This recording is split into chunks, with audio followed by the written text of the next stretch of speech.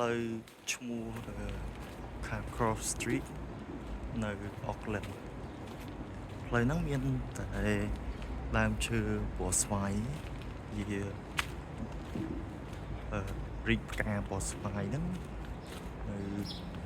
ខែក្តៅខែនេះ